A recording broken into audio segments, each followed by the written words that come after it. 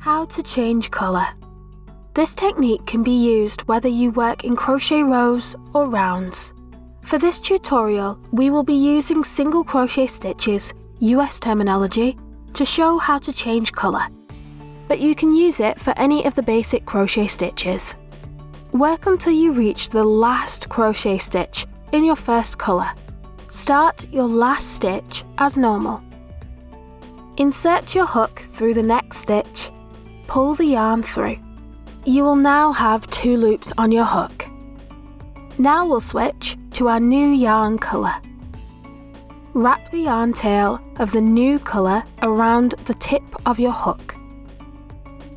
Then pull the new colour through the 2 loops on your hook to complete your stitch.